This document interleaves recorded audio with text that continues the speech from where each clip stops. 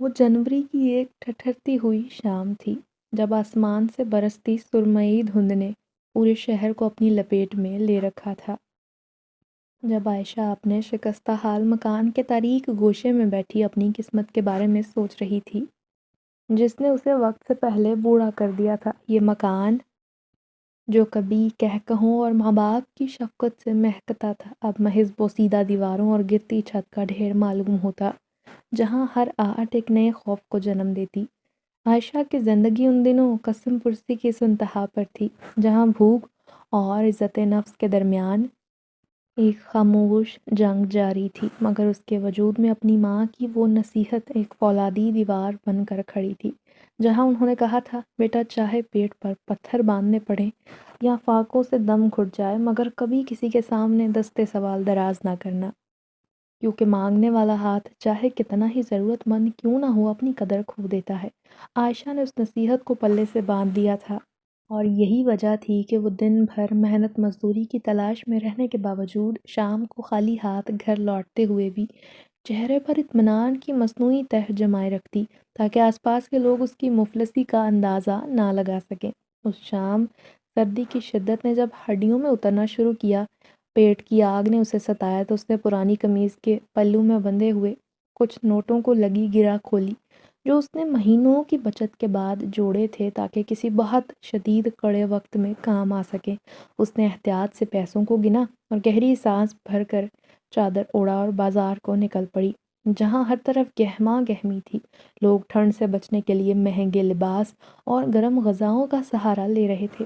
عائشہ نے چھوٹی سی دکان سے چند کلو گاجریں اور کچھ مقدار میں دودھ خریدا کیونکہ اسے یاد تھا کہ اس کی ماں سردیوں کی ایسی ہی طویل راتوں میں گاجر کا حلوہ بنایا کرتی تھی جس کی خوشبو پورے گھر کو عجیب سی اپنائیت سے بھر دیتی تھی۔ وہ ان چیزوں کو چادر میں چھپا کر تیز قدموں سے ٹوٹے ہوئے مکان کو لوٹنے لگی جو ان شہر کے ہنگاموں سے دور ایک ویران گلی کے آخری سرے پر واقع تھا، جہاں اس کی غربت کا کوئی گواہ نہیں تھا۔ گھر پہنچ کر اس نے سب سے پہلے لکڑیوں کے چند ٹکڑوں کو اکٹھا کیا جو اس نے بارش سے بچانے کے لیے کونے میں چھپا کر رکھے تھے، اور پھر ماچس کی آخری تیلیوں میں سے ایک جلا کر آگ روشن کرنے کی کوشش کرنے لگی۔ لکڑیوں سے نکلنے والا دھواں اس کی آنکھوں میں چبھ رہا تھا، ٹھنڈی ہوا کے جھونکے چھت کے سوراخوں سے اندر داخل ہو کر اسے آزما رہے تھے، مگر عائشہ کے ذہن میں یہ مقصد تھا کہ آج کی رات وہ رب کا شکر ادا کرتے ہوئے اس رزق حلال سے اپنا پیٹ بھرے گی۔ اس نے گاجروں کو چھیلنے اور کدوکش کرنے کا عمل شروع کیا۔ اس کے ہاتھ سردی کے مارے نیلے پڑنے لگے تھے، مگر اس کے دل میں ایمان کی حرارت اسے مسلسل کام کرنے پر اکسا رہی تھی۔ اس شکستہ حال چھت کے نیچے جہاں غریبی کا ڈیرا تھا، اسے یہ ہرگز اندازہ نہیں تھا کہ آج کی رات اس کی زندگی کا سب سے بڑا موڑ ثابت ہونے والی ہے، اور اس کے صبر کا امتحان لینے کے لیے قدرت نے کچھ ایسے مہمانوں کا انتخاب کر رکھا ہے جن کا تصور انسانی عقل سے بالاتر ہے۔ اس خاموش رات میں جہاں صرف لکڑیوں کے جلنے کی آواز آ رہی تھی، وہ اپنی ماں کی نصیحت پر عمل کرتے ہوئے بھوکے پیٹ رہنے کو ہاتھ پھیلانے پر ترجیح دے رہی تھی، جو کہ اس کی شخصیت کا سب سے خوبصورت پہلو تھا۔ بوسیدہ مکان کے چھوٹے اور نیم تاریک گوشے میں، جسے باورچی خانہ کہنا شاید مبالغہ آرائی ہو، عائشہ نے زندگی کی تمام تر تلخیاں بھلا کر اس عمل کا آغاز کیا جو بظاہر ایک عام غذا کی تیاری تھا۔ لکڑیوں کے چھوٹے ٹکڑوں کو ترتیب سے جوڑنے کے بعد اس نے آگ جلائی۔ چولہے سے اٹھنے والی تپش نے نہ صرف باورچی خانے کی ٹھنڈک کو کم کیا بلکہ عائشہ کے منجمد ہوتے ہوئے وجود میں نئی زندگی کی لہر دوڑا دی۔ وہ اپنی میلی چادر کو سنبھالتے ہوئے چولہے کے پاس یوں جم کر بیٹھ گئی جیسے اس آگ کے الاؤ سے اس کا کوئی صدیوں پرانا تعلق ہو۔ کڑاہی میں کدوکش کی ہوئی لال تازہ گاجریں اس نے ڈالی اور اس پر دودھ کی سفید دھار گری تو ایک دبی دبی سنسناہٹ کی آواز ابھری جس نے ویران گھر کی خاموشی کو توڑ دیا۔ عائشہ اپنے ہاتھ میں موجود لکڑی کے بڑے کفگیر کو ہلائے جا رہی تھی۔ جوں جوں آگ کی شدت میں اضافہ ہوتا گیا، دودھ ابلنے لگا تھا، گاجروں کو نرم کر رہا تھا۔ تبھی فضا میں ایک ایسی خوشبو رچنے لگی جو کسی عام باورچی خانے میں اٹھنے والی خوشبو جیسی ہرگز نہ تھی۔ یہ مہک اس قدر گہری اور دلاویز تھی کہ اس نے کچے مکان کی دیواروں کی بوسیدگی اور پرانی لکڑیوں کے دھوئیں کو خود میں جذب کر لیا تھا۔ عائشہ کے ماتھے پر پسینے کی ننھی بوندیں نمودار ہوئیں۔ پھر جوں جوں وقت گزرا، دودھ خشک ہوتا گیا، گاجروں نے اپنا رنگ بدل لیا، جس سے یہ اندازہ ہونے لگا تھا کہ حلوہ تکمیل کے قریب ہے۔ یہ خوشبو اب صرف اس شکستہ کمرے تک محدود نہ رہی تھی، بلکہ مکان کی چھت کے سوراخوں اور دروازے کی دراڑوں سے نکل کر باہر کی ٹھنڈی اور بوجھل ہوا میں شامل ہو گئی تھی۔ محلے کی ویران گلیوں میں جہاں لوگ اپنے گھروں میں دب کے بیٹھے تھے، وہیں اس مسحور کن مہک نے عجیب ہلچل مچا دی تھی۔ جو بھی اس مہک کو محسوس کرتا اسے لذت اور مٹھاس کا احساس ہوتا۔ دوسری طرف عائشہ اس بات سے قطعاً بے خبر تھی کہ اس ٹوٹے چولہے سے اٹھنے والی یہ مہک نہ صرف انسانوں بلکہ ان مخلوقات کے لیے بھی بلاوا بن رہی ہے جو عام طور پر انسانی بستیوں سے دور رہتے ہیں۔ وہ نہایت تندہی سے حلوے میں چینی اور بچی کچی بالائی شامل کر رہی تھی۔ اس کا ہر قدم اللہ کی حمد و ثنا کے ساتھ اٹھ رہا تھا۔ لکڑیوں کی کڑکڑاہٹ اور حلوے کے پکنے کی دھیمی آواز نے ایک ایسا آہنگ بنایا تھا جو عائشہ کے لیے کسی سریلی موسیقی سے کم نہ تھا۔ وہ اپنے اندر حلوے کی خوشبو اتارنے لگی۔ اس نے محسوس کیا جوں جوں حلوہ تیار ہو رہا ہے، توں اس کے دل سے تنہائی کا خوف دور ہوتا جا رہا ہے، اور ایک عجیب سے ہمت اسے گھیرنے لگی۔ یہ خوشبو اب محلے کی در و دیوار کو پھلانگ کر اس پار کی غیبی دنیا تک پہنچ چکی تھی، جہاں پراسرار قوتیں اس غیر معمولی مہک کا پیچھا کرتے ہوئے عائشہ کے خستہ حال مکان کی طرف متوجہ ہونے لگیں۔ عائشہ نے جب آخری بار چمچہ ہلا کر آگ دھیمی کی تو پورا گھر خوشبو سے مہک اٹھا۔ اس نے سوچا بھی نہ تھا کہ اس کی یہ سادہ سی کاوش قدرت کے عظیم منصوبے کا حصہ بن جائے گی۔ وہ اس لمحے کی لذت میں گم تھی۔ اسے محسوس ہونے لگا کہ اس کے ہاتھ کی برکت سے یہ حلوہ کوئی عام مٹھائی نہیں بلکہ غیبی تحفہ بن چکا ہے، جو بہت جلد کچھ ایسے مہمانوں کی آمد کا سبب بنے گا جن کی دستک اس کے زندگی کے تمام دکھوں کا خاتمہ کر دے گی۔ رات کے اس پہر، آخری پہر، جب پوری بستی گہری نیند کی چادر اوڑھے خاموش پڑی تھی، فضا میں سرد ہواؤں کی سرسراہٹ تھی۔ عائشہ چولہے کے پاس بیٹھی حلوے کے آخری مراحل کو دیکھ رہی تھی کہ اچانک اس کے کانوں میں مکان کے بیرونی ٹوٹے بوسیدہ دروازے پر ہونے والی بھاری مگر پروقار دستک کی آواز ٹکرائی، جس نے خاموشی میں ہلچل مچا دی تھی۔ یہ دستک کسی عام انسان کی جلد بازی یا کسی بھیک مانگنے والے کی عاجزی جیسی نہ تھی، بلکہ اس میں عجیب سی ہیبت اور وقار موجود تھا۔ عائشہ کے ہاتھ میں موجود لکڑی کا چمچ وہیں تھم گیا۔ دل کی دھڑکنیں اس قدر تیز ہوئیں کہ اسے سینے میں شور محسوس ہونے لگا۔ وہ اس حقیقت سے بخوبی واقف تھی کہ اس ویران گلی کے آخری سرے پر واقع اس ٹوٹے پھوٹے مکان میں کوئی خیر خواہ تو اس پہر نہیں آ سکتا، کیونکہ اس کے رشتہ داروں اور محلے داروں نے اسے بہت عرصہ پہلے فراموش کر دیا تھا۔ اس نے سانس روک کر دوبارہ سننے کی کوشش کی تو وہی وزنی دستک سنائی دی، جس سے دروازے کی پرانی لکڑی سے مٹی جھڑنے لگی۔ عائشہ نے ہمت جمع کی اور کانپتے قدموں سے صحن کی طرف بڑھی جہاں اندھیرے کا راج تھا۔ صرف آسمان سے آنے والی ہلکی سی چاندنی دیواروں پر لرز رہی تھی۔ اس نے اپنی چادر کو مضبوطی سے تھام لیا اور بند دروازے کے قریب پہنچ کر اپنی لرزتی آواز میں پوچھا کہ اس آدھی رات کے وقت کون ہے جو بے سہارا لڑکی کے دروازے پر دستک دے رہا ہے۔ اس کا سوال ہوا میں ہی تحلیل ہوا تھا کہ باہر سے ایسی گونجدار آواز آئی جو انسانی حلق سے نکلتی محسوس نہ ہوتی تھی، بلکہ لگا جیسے کوئی قدیم چٹان بول رہی ہے۔ اس آواز نے اس کے دل سے خوف کی تپش کو کم کر دیا۔ باہر کھڑے شخص نے کہا، ہم مسافر ہیں، تمہارے اس گھر سے اٹھنے والی غیر معمولی مہک نے ہمیں یہاں رکنے پر مجبور کر دیا ہے۔ ہم دور دراز کے علاقوں کی خاک چھان کر آئے ہیں، اور اس ٹھنڈ بھری رات میں تمہارے گھر سے آتی مہک کی ہمیں کشش یہاں کھینچ لائی ہے جس کا انکار کرنا ہمارے بس میں نہیں۔ عائشہ یہ سن کر مزید حیرت میں ڈوب گئی کہ بھلا گاجر کے حلوے کی خوشبو کسی کو اس قدر دیوانہ کیسے بنا سکتی ہے کہ وہ ایک اجنبی گھر کا دروازہ ہی کھٹکھٹا دے۔ اس نے پھر سے پوچھا، آپ کتنے لوگ ہیں اور اس ویرانے میں آپ راستہ کیسے بھٹک گئے، کیونکہ یہاں تو پرندے بھی پر مارتے ہوئے ڈرتے ہیں۔ باہر سے آواز آئی، ہم 3 ساتھی ہیں، ہمیں کسی راستے کی تلاش نہیں، بلکہ ہم تو اس برکت کی تلاش میں نکلے ہیں جو آج تمہارے چھوٹے سے چولہے پر پک رہی ہے۔ تم ہمیں کوئی ڈاکو یا بد انسان نہ سمجھنا، کیونکہ ہم صرف اس رزق میں سے ایک حصہ مانگنے آئے ہیں۔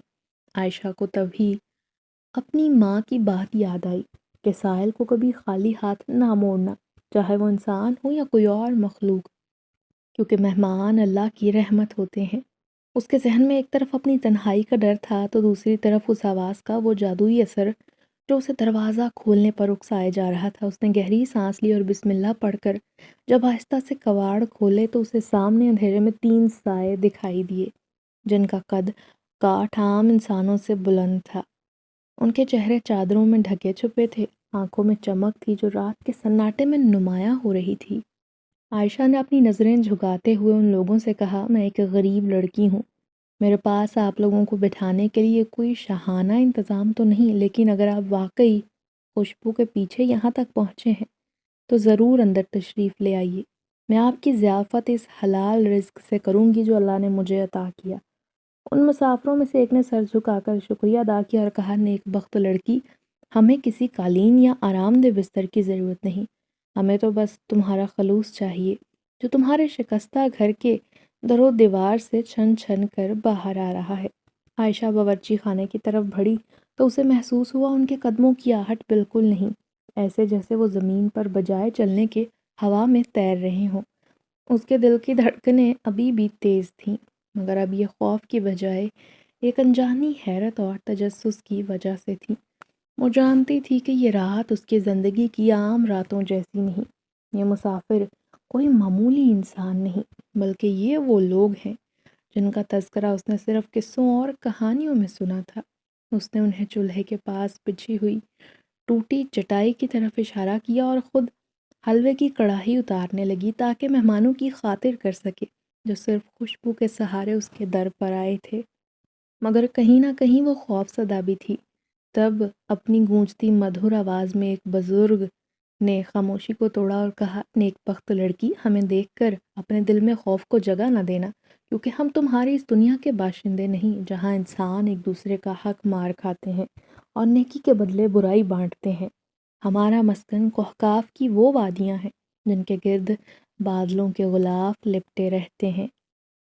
ہم تو اپنے آسمانی سفر پر تھے کہ زمین کے اس ٹکڑے سے اٹھنے والی عجیب اور پراسرار خوشبو نے ہماری پرواز کے پروں کو تھام لیا، اور یہ خوشبو تمہاری لکڑی کی آگ سے پیدا ہونے والی دھوئیں کی نہ تھی، بلکہ تمہارے اس خلوص کی مہک تھی جو پچھلے کئی گھنٹوں سے تمہارے آنسوؤں کے ساتھ مل کر تمہارے چولہے میں شامل ہو رہی تھی۔ یقین کرو، ہم نے تو سالوں کی مسافت میں ایسی پاکیزہ مہک نہیں سونگھی جو انسانوں کی اس گنجان بستی سے اٹھی، وہاں جہاں ہر طرف نفسا نفسی کا عالم ہے۔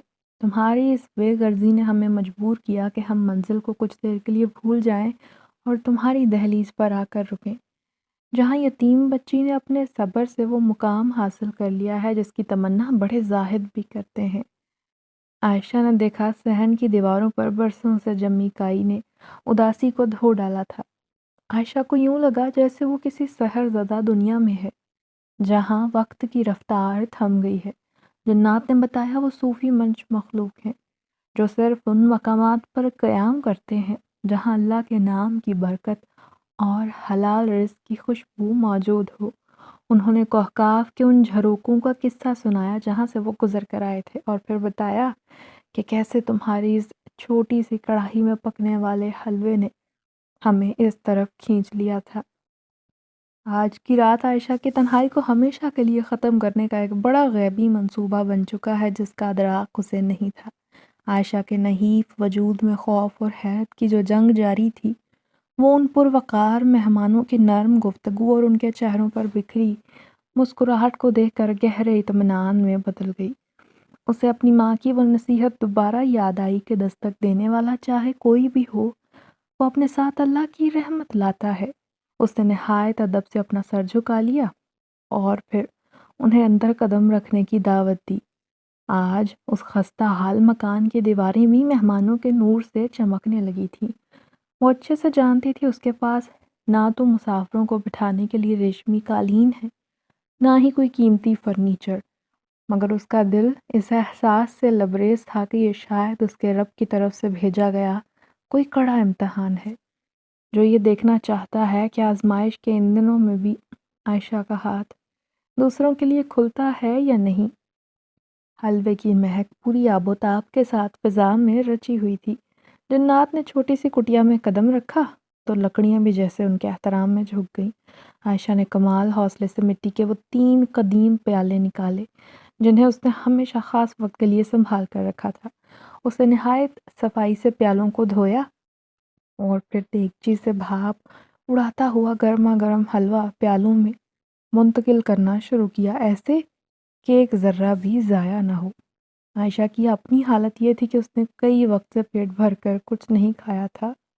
وہ گاجریں اور دودھ اس کے زندگی کی آخری جمع پونجی سے تیار ہوئی تھیں، جن کے بعد اس کے پاس آنے والے کل کے لیے ایک لقمہ بھی موجود نہ تھا۔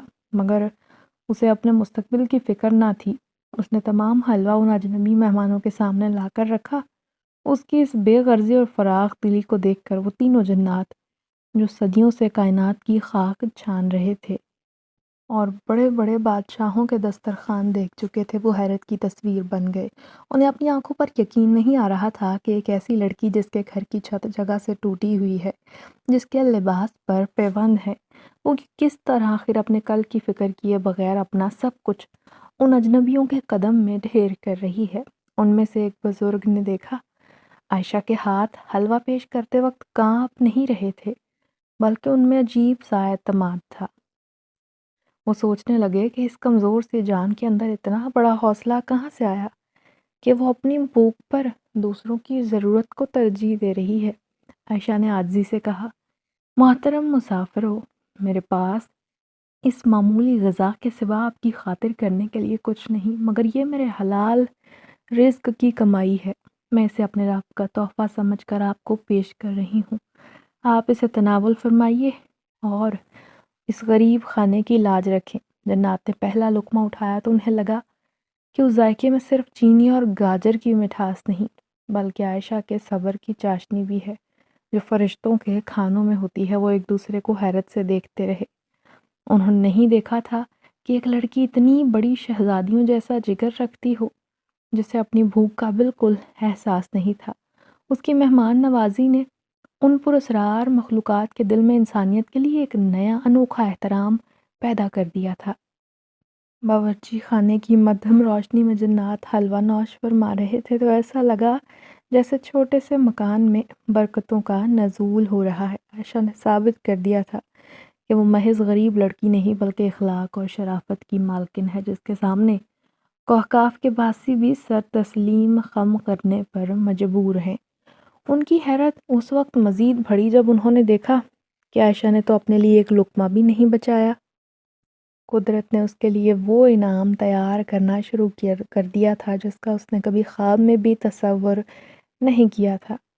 مٹی کے پیالوں میں پیش کیا گیا سادہ سا حلوہ کائنات کی سب سے بڑی نعمت بن جاتا ہے جب نیت صاف ہو اور اللہ پر بھروسہ کامل ہو۔ عائشہ خاموشی سے کونے میں کھڑی تھی، نظریں زمین پر گاڑے ہوئے جنات کے اگلے حکم کی منتظر تھی کہ اچانک ان میں سب سے معمر جن نے، جس کی آنکھیں کسی روشن تارے کی طرح چمک رہی تھی، انہوں نے اپنی گردن اٹھائی اور شفقت سے اسے دیکھتے ہوئے ایک ایسی حقیقت سے پردہ اٹھایا، اے نیک بخت بیٹی، تم ہمیں کوئی عام مسافر یا راستہ بھٹکے ہوئے راہی نہ سمجھو، بلکہ ہم اس مکان کے قدیم باسی ہیں جنہوں نے زمین کے ایک ایک ذرے کو بدلتے ہوئے دیکھا ہے۔ تمہارے آنے سے پہلے بھی ہم اسی چھت کے نیچے موجود تھے، مگر تم نے اپنی پاکیزگی سے ہمیں کبھی تنگ کرنے کا موقع نہیں دیا۔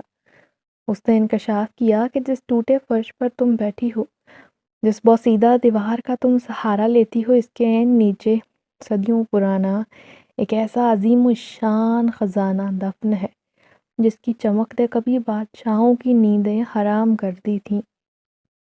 بیٹی، ہم اسی خزانے کے مقرر کردہ محافظ ہیں جنہیں قدرت نے اس وقت سے یہاں معمور کر رکھا ہے جب یہ بستی ابھی آباد نہ ہوئی تھی، لیکن ہم عام جنات کی طرح شرارتی یا پھر انسانی بستیوں میں فتنہ پھیلانے والے ہرگز نہیں ہیں، بلکہ ہمارا شمار ان باعمل اور صالح جنات میں ہوتا ہے جو خالق کائنات کے حکم کے پابند ہیں۔ ہماری نیت میں کوئی کھوٹ نہیں، بزرگ جن نے عائشہ کی آنکھوں میں جھانکتے ہوئے کہا تھا کہ ہم نے برسوں سے اس مکان میں کئی لوگوں کو آتے اور جاتے دیکھا۔ کئی لوگ لالچ میں آئے اور کچھ اپنی بدکاریوں کی وجہ سے یہاں سے بھاگنے پر مجبور ہوئے، کیونکہ یہ زمین صرف پاک روحوں کو راس آتی ہے۔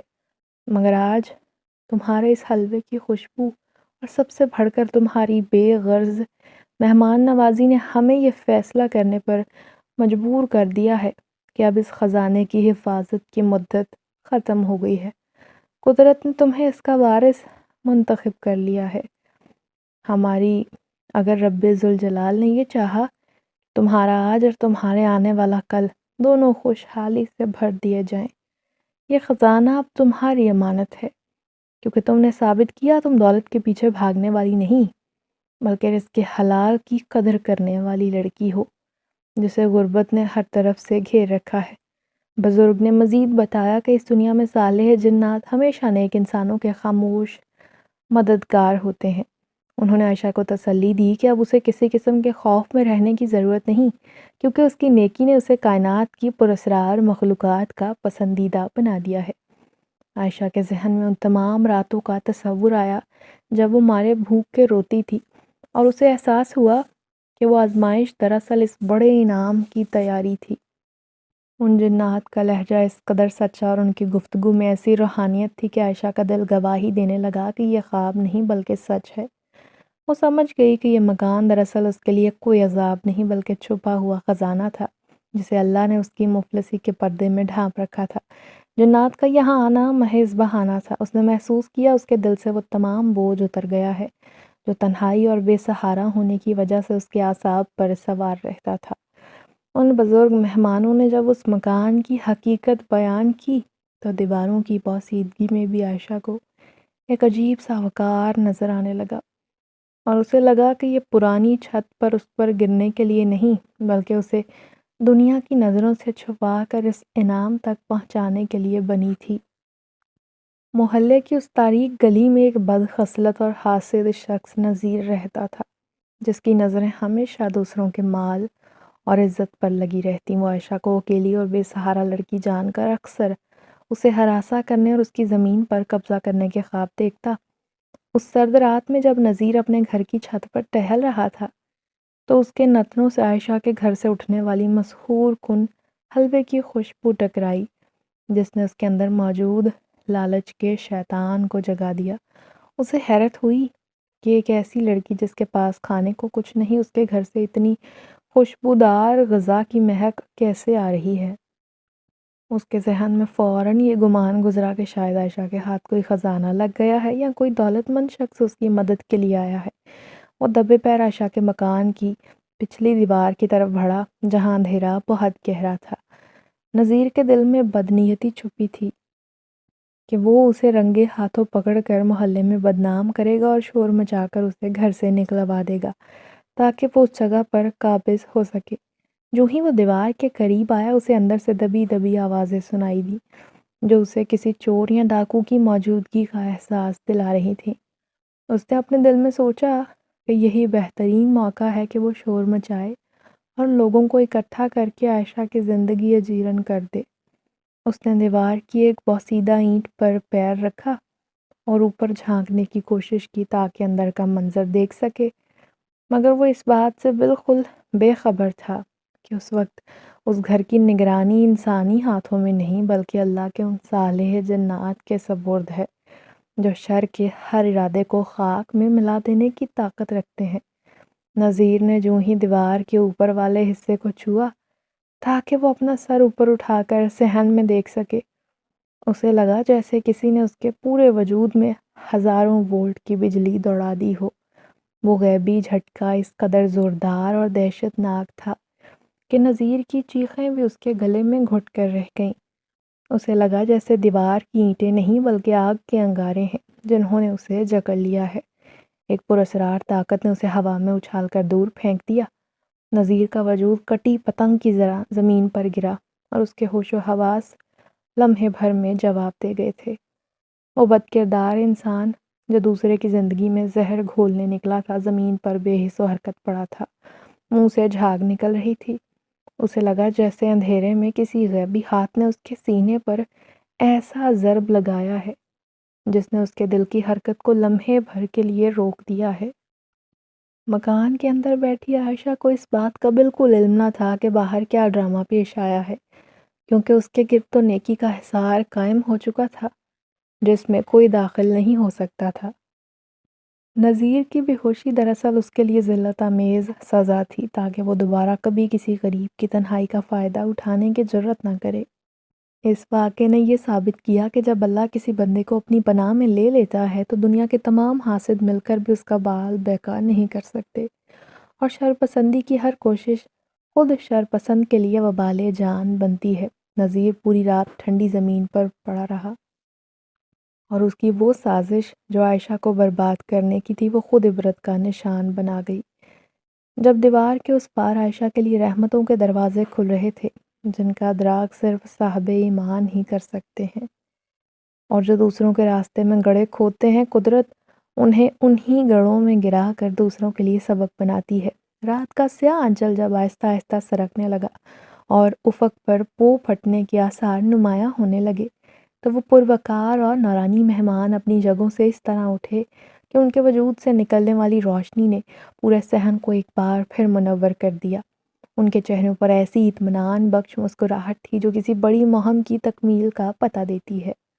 ان میں سے ایک وہی بزرگ جنہوں نے عائشہ سے پہلے کلام کیا تھا نہایت شفقت بھرے انداز میں بولے، اے نیک بخت بیٹی، اب ہمارے رخصت ہونے کا وقت آن پہنچا ہے، کیونکہ سورج کی پہلی کرن طلوع ہونے سے پہلے ہمیں اپنے دنیا کی سرحدوں میں واپس پہنچنا ہے۔ مگر یاد رکھو، اللہ تعالیٰ کسی کی محنت اور سچے صبر کو رائگاں نہیں جانے دیتا۔ جس طرح تم نے زندگی کی تلخیوں کو جس خندہ پیشانی سے برداشت کیا اور اب خود فاقہ جھیلنے کے باوجود ہماری خاطر کی، اس کا صلہ تمہیں ملنے والا ہے۔ تمہارے صبر کا پھل تمہارے سامنے ہوگا۔ یہ کہہ کر اس بزرگ نے اپنے نورانی ہاتھ کی انگلی سے باورچی خانے کی اس پرانی دیوار کی طرف اشارہ کیا جو سالوں سے بوسیدہ ہو کر گرنے والی تھی۔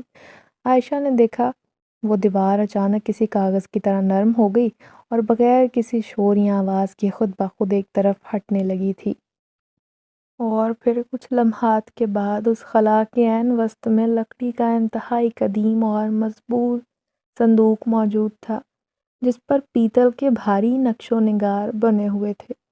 وہ جنات عائشہ کو صندوق کے قریب لے گئے، اور جب اس کا ڈھکن کھلا عائشہ کی سانسیں تھم گئی تھی، کیونکہ صندوق اوپر تک سونے کے خالص اور قدیم سکوں سے لبالب بھرا ہوا تھا، جن کی چمک اس بات کی گواہی تھی کہ یہ کوئی عام دولت نہیں بلکہ قدرت کا خاص انعام ہے جو صدیوں سے اسی لمحے کے انتظار میں یہاں چھپا ہوا تھا۔ وہ جنات عائشہ کی حالت دیکھ کر مسکرائے، اور ان میں سے دوسرے ساتھی نے نہایت سنجیدگی سے کہا، اے بیٹی، یہ سونا، یہ مال و زر تمہارے لیے اللہ کی طرف سے ایک بڑی آزمائش بھی ہے اور انعام بھی۔ اسے کبھی اپنے نفس کے غرور کا ذریعہ نہ بنانا، اور نہ یہ سمجھنا کہ تمہاری اپنی تدبیر کا یہ نتیجہ ہے، بلکہ اسے ہمیشہ رب کی امانت سمجھ کر استعمال کرنا۔ اور یاد رکھنا کہ جس طرح آج تم نے ایک مسافر کی بھوک مٹائی، اسی طرح اس دولت سے ان بیواؤں، یتیموں اور ضرورت مندوں کے آنسو پوچھنا جن کا کوئی پرسان حال نہیں۔ لیکن اگر تمہارے دل میں ذرا برابر بھی تکبر یا بڑائی کا احساس پیدا ہوا تو خدا نہ خواستہ یہ دولت تمہارے لیے وبال جان بھی بن سکتی ہے۔ عائشہ کے آنسو گالوں پر بہنے لگے اور وہ سجدہ شکر میں گر گئی۔ اسے یقین نہیں آ رہا تھا کہ کچھ روپوں کی گاجروں اور تھوڑے سے دودھ کے بدلے اللہ نے اسے قحقاف کے محافظوں کے ذریعے بادشاہوں سے زیادہ امیر بنا دیا ہے۔ ان جنات نے اسے بتایا کہ اس مکان کے گرد اب ایک غیبی پہرا ہمیشہ قائم رہے گا۔ انہوں نے عائشہ کو رخصت کرتے ہوئے آخری بار یہ یاد دہانی کروائی کہ دنیا کی زندگی عارضی سفر ہے۔ اصل کامیابی وہی ہے جو انسان دوسروں کے کام آ کر حاصل کرتا ہے۔ وہ نورانی حیولے دھیرے دھیرے ہوا میں تحلیل ہونے لگے، اب ان کی جگہ بھینی بھینی خوشبو باقی رہ گئی تھی۔ دیوار کی دراڑ ختم ہو گئی تھی، دیوار جڑ گئی تھی۔ صبح کی ٹھنڈی ہوا جب عائشہ کے چہرے سے ٹکرائی تو اسے لگا کائنات کی ہر شے اس کی کامیابی پر اسے مبارکباد دے رہی ہے۔ یہ کرامت اس بات کا ثبوت تھی کہ جب انسان اپنی حنا کو اللہ کی رضا میں فنا کر دیتا ہے تو کائنات کے پراسرار گوشے اس کے لیے اپنے خزانے کھول دیتے ہیں۔ عائشہ اب ایک نئی زندگی کی دہلیز پر کھڑی تھی۔ اس نے صندوق کو چھو کر عہد کیا کہ وہ جنات کی نصیحت کو کبھی فراموش نہیں کرے گی اور آخری سانس تک اللہ کے بندوں کا سہارا بنے گی۔ عائشہ جو اب تک ان نورانی ہستیوں کے سحر میں جکڑی ہوئی کھڑی تھی، اس نے دیکھا کہ تینوں ہی طویل قامت مہمان دھوپ کی لہروں میں گھل مل گئے تھے۔ ان کے رخصت ہونے میں بڑی خاموشی شامل تھی۔ عائشہ کا دل زور زور سے دھڑک رہا تھا۔ اسے سمجھ نہیں آ رہا تھا کہ وہ خود کو کیسے یقین دلائے کہ یہ حقیقت ہے، مگر سب سے بڑا معجزہ تو ابھی اس کا منتظر تھا۔ جب وہ کانپتے قدموں سے دوبارہ چھوٹے خستہ حال باورچی خانے کی طرف بڑھی، اس نے جوں ہی کباڑ کے اندر جھانکا تو اس کی عقل حیرت سے دنگ رہ گئی۔ وہ دیگچہ جسے اس نے خود خالی کیا تھا، جس میں صرف گاجروں کے چند ریشے بچے تھے، وہ اب اوپر تک دوبارہ اسی گرما گرم اور لذیذ حلوے سے بھرپور تھا، جیسے کسی غیبی طاقت نے اسے دوبارہ بھر دیا ہے، اور اب کی بار خوشبو مزید مسحور کن تھی۔ عائشہ نے اسے چھوا تو وہ ابھی تک ویسے کا ویسے ہی گرم تھا، حالانکہ چولہے کی لکڑیاں کب کی بجھ کر راکھ بن چکی تھیں۔ اب اسے یقین ہو گیا مکمل طور پر کہ اس کی جھونپڑی میں واقعی فرشتہ صفت جنات تشریف لائے تھے، جنہوں نے نہ صرف اس کے صبر کا امتحان لیا بلکہ اس کے رزق میں برکت ڈال دی جو کہ نہ ختم ہونے والا ہے۔ باورچی خانے کے کونے میں رکھی وہ مٹی کے پیالے بھی چاندی کی طرح چمک رہے تھے۔ وہ جان گئی تھی کہ یہ معجزہ اس کی نیکی کا نہیں بلکہ اس کے رب کی کریمی کا ہے۔ عائشہ زارو قطار رونے لگی تھی۔ جوں جوں سورج کی روشنی پھیلتی گئی، گھر کا ہر گوشہ اس معجزے کی خوشبو سے دمکنے لگا۔ عائشہ کو یوں لگا جیسے اس کی زندگی کی سیاہ رات ہمیشہ کے لیے ختم ہو گئی ہے۔ صابرین کے لیے اللہ اور قدرت ایسے ہی انوکھے راستے نکالتی ہے جو انسانی پہنچ سے بہت دور ہوتے ہیں۔ اس سے محسوس کیا اس پر رب کا خاص کرم ہے، اور اس کی روح اب ان تمام زنجیروں سے آزاد تھی جنہوں نے اسے ماضی کے دکھوں میں جکڑے رکھا تھا۔ اب ایک نیا باب شروع ہوا تھا جس نے نہ صرف اس کی اپنی تقدیر بدلی بلکہ پورے شہر کے لیے خیر و برکت کا سرچشمہ تھی۔ عائشہ نے ان جنات کی نصیحت کو دل پر نقش کر لیا تھا۔ پھر اس نے شہر کے پرسکون حصے میں کشادہ ہوادار مکان بنوایا جو بلند و بالا ہونے کے باوجود نمائش اور تکبر سے پاک تھا۔ اس نئے گھر کی دیواریں سنگ مرمر کی نہیں بلکہ محبت اور اثار کی بنیادوں کی تھی، جہاں دن رات اللہ کی مخلوق کے لیے رزق کا اہتمام ہوتا۔ اس لنگر خانے کی سب سے خاص بات وہی گاجر کا حلوہ تھا جو عائشہ آج اپنے ہاتھوں سے اسی خلوص اور توجہ سے تیار کرتی تھی جس نے قحقاف کے مسافروں کو زمین پر اترنے پر مجبور کیا تھا۔ اس دسترخوان پر امیر اور غریب کی کوئی تمیز نہ تھی، وہاں ہر بھوکے شخص کو کھانا کھلایا جاتا تھا۔ اسے اس بات پر کامل یقین ہو چکا تھا کہ جب تک وہ اللہ کے بندوں کی خدمت کے اس مشن پر قائم رہے گی تب تک غیبی مدد کے فرشتے اس کے محافظ بنے رہیں گے، اور اس کے رزق میں برکت کا وہ دیگچہ کبھی خالی نہیں ہوگا۔ پورے شہر میں عائشہ کی شہرت ایک نیک پروردہ لڑکی کے طور پر پھیل گئی تھی۔ لوگ دور دور سے اس کے اخلاق اور اس کی سخاوت کا تذکرہ سن کر آتے تھے۔ نذیر جیسے حاسد لوگ جو کبھی اسے مٹانا چاہتے تھے، گرانا چاہتے تھے، اب اسے دیکھ کر اپنے کیے پر نادم تھے۔ عائشہ نے بھی دل کھلا کرتے ہوئے اسے معاف کر دیا تھا۔ اس کی زندگی کا ہر لمحہ اب عبادت اور خدمت خلق میں صرف ہوتا تھا۔ وہ راتوں کو اٹھ کر رب کے حضور گریہ وزاری کرتی اور اس بات پر شکر ادا کرتی کہ اللہ نے اسے اتنے بڑے امتحان کے بعد اتنے عظیم منصب پر فائز کیا ہے۔ عائشہ کا لنگر خانہ صرف کھانا بانٹنے کی جگہ نہیں تھا بلکہ وہ انسانیت کو یہ پیغام دیتا تھا کہ انسان اگر اللہ پر توکل کرے تو قدرت اسے مٹی سے اٹھا کر ستاروں تک پہنچا دیتی ہے۔ وہ پرانی کڑاہی اور وہ مٹی کے پیالے آج بھی اس نے بطور نشانی اپنے پاس سنبھال رکھے ہیں تاکہ وہ کبھی اپنے اصل کو نہ بھولے اور اس کا نفس اسے نہ ہی بھٹکنے دے۔ عائشہ کی یہ داستان آنے والی نسلوں کے لیے مشعل راہ ہے۔ کہ نیکی کبھی رائے گاں نہیں جاتی، صبر کا پھل ہمیشہ میٹھا ہوتا ہے۔ اس نے ثابت کر دیا کہ اصلی بادشاہت محلوں میں نہیں بلکہ لوگوں کے دلوں میں بستی ہے، اور وہ انسان سب سے زیادہ امیر ہے جس کا ہاتھ ہمیشہ دوسروں کو کھلاتا رہے۔ عائشہ ایک روشن مثال ہے سب کے لیے۔ اور ہاں، دوسروں کو خود پر ترجیح دینا اثار کہلاتا ہے، اور اثار اللہ کو بہت پسند ہے۔